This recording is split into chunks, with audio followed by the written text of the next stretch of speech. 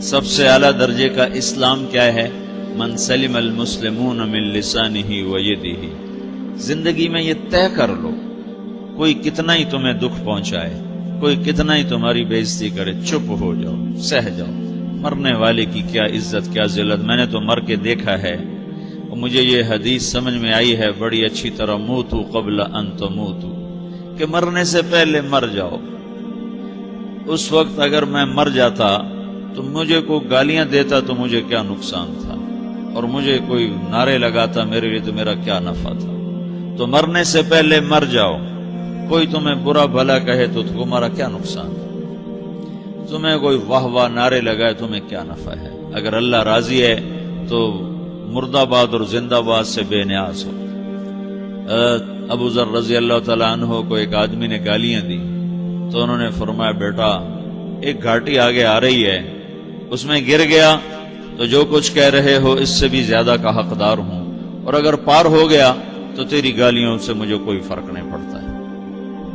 من سلم المسلمون من لسانہ و یدہ موتوا قبل ان تموتوا۔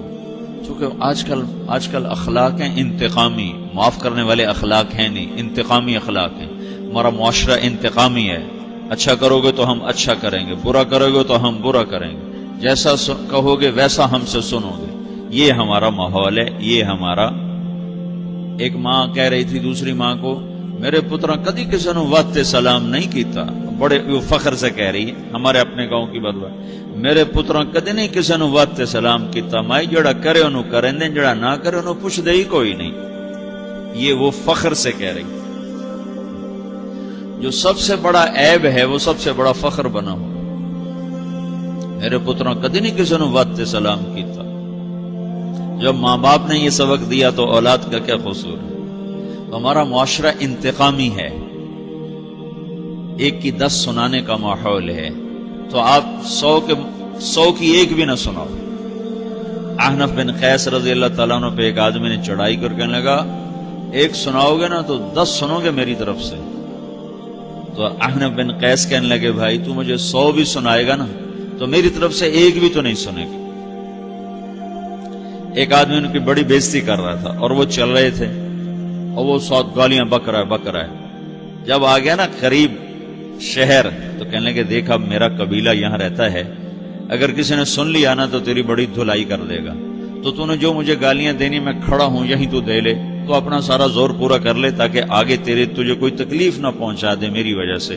تو وہ پاؤں پہ گر کے معافی مانگنے لگا کہ واقعی تو بڑے حلم والا ہے۔ وہ مشہور تھے اپنے حلم میں، بردباری، اور لوگ ان کا امتحان لینے آیا کرتے تھے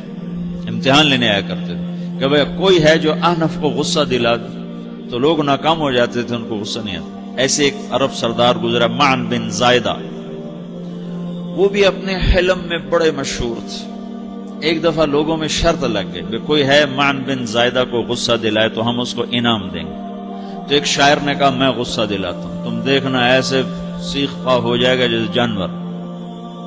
تو وہ چلا گیا اس کی مجلس میں، دربار لگا، عرب سردار تھا بہت بڑا، دربار لگا ہوا، تو کہتا السلام علیکم، وعلیکم السلام۔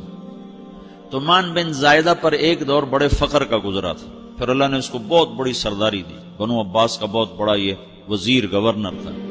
تو کہتا اتذکر اذ لحافک جلد شاۃ واذ نعلاک من جلد البعیر، کہوں بھائی تجھے یاد ہے جب تیرا بستر بکری کی کھال تھا اور تیرے جوتے اونٹ کی کھال کے تھے؟ تو کہنے لگا کیوں نہیں یاد، بھلا کوئی ماضی بھی بھولتا ہے؟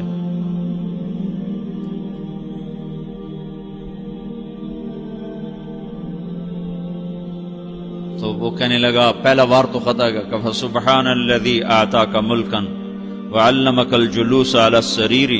تو پھر ساری تعریفیں تو اللہ کی ہیں جس نے تیرے جیسے کو تخت پہ بٹھا دیا۔ کہاں بھئی ساری تعریفیں اللہ کی ہیں، میری تو کوئی اوقات نہیں۔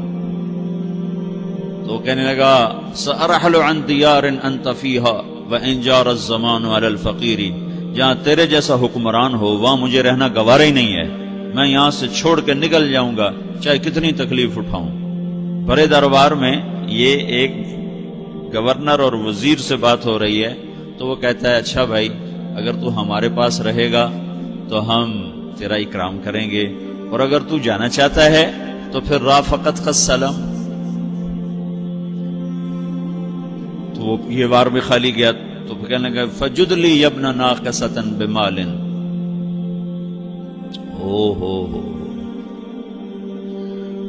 او گندی ماں کے بیٹے مجھے کچھ عطا بھی کر، میں بغیر پیسے کے سفر کیسے کروں گا؟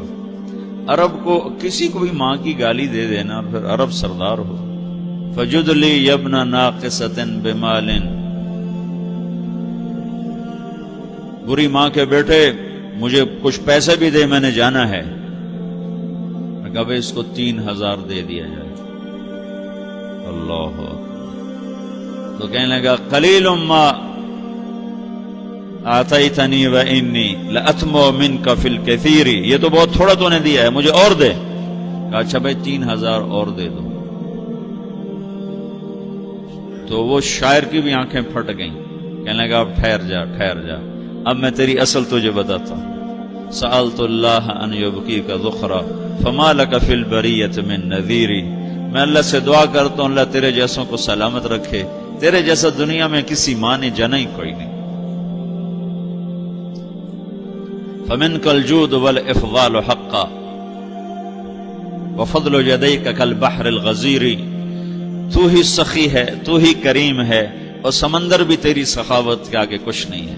تو نے کہا اچھا بھائی تو نے ہماری برائی کی، ہم نے تمہیں 6000 دیے، اب تو نے ہماری تعریف کی، اب 10,000 اور دے دو اس کو. باتیں ہی رہ گئیں، باتیں ہی رہ گئیں.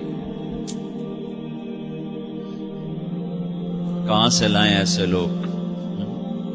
ہمارا معاشرہ انتقامی ہے، بدلہ لینے کا ہے، بدلہ لینے کا. تو میرے ساتھ کیا میں نے بھی کرنا ہے.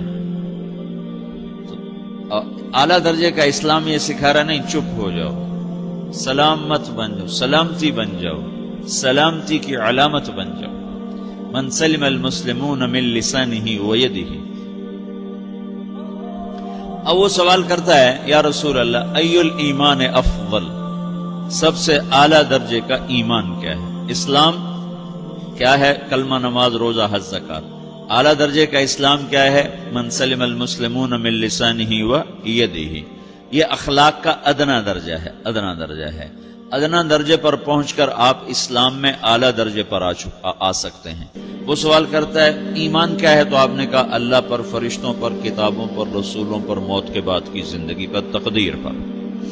اب ایک اور سائل سوال کرتا ہے ای الایمان افضل، سب سے اعلیٰ درجے کا ایمان کیا ہے؟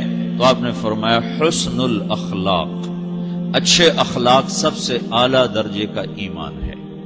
جو آدمی اسلام میں، جو آدمی اخلاق میں، جو مرد عورت اخلاق میں ادنا درجے پر ہوتا ہے وہ اسلام میں اعلیٰ درجے پر پہنچتا ہے. اب اگر وہ اخلاق میں اعلیٰ درجے پر آ جائے تو اب یہ کہاں پہنچے گا؟ اب یہ کہاں پہنچے گا؟ میرا نبی کہہ رہا ہے سب سے اعلیٰ درجے کا ایمان ہے حسن اخلاق، حسن اخلاق. ابو ہریرہ نے پوچھا یا رسول اللہ وما حسن الاخلاق، یہ بھی ایک اور حدیث ہے. یا رسول اللہ حسن اخلاق کیا چیز ہے؟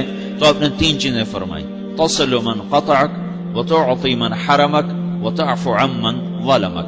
جو تم سے توڑے نہ تم اس سے جوڑو. نہیں کرتا سلام نہ کریں، کوئی ہم چھوٹے باپ کے ہیں؟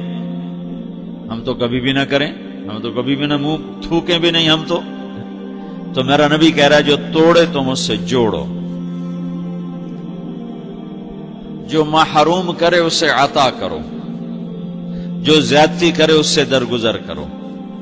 یہ 3 کام جو عورت مرد کر لے گا یہ اخلاق کے اعلیٰ درجے میں ہے. جب یہ اخلاق کے اعلیٰ درجے پر پہنچتا ہے تو پھر میرا نبی کیا بشارت دیتا ہے؟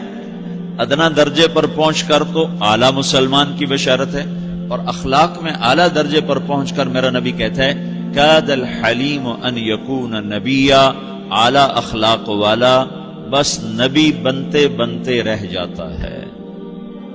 اعلیٰ اخلاق والا ایسے ہے جیسے کہ نبی، قریب ہے کہ وہ نبی بن جائے. یہ تو ہے نا ترجمہ، لیکن ہم ہمارے اردو میں کہتے ہیں وہ نبی بنتے بنتے بنتے رہ گیا. کیا مطلب؟ کہ اس میں اور نبی میں صرف نبوت کا فرق رہ جاتا، باقی وہ سب کچھ حاصل کر لیتا ہے. تو یہ سارے دین کا میں نے آپ کو خلاصہ بتایا ہے کہ میری آپ کی ضرورت ہے کہ میرا اسلام اعلیٰ درجے کا ہو، من سلم المسلمون من لسانہ و یدہ، میرا ایمان اعلیٰ درجے کا ہو،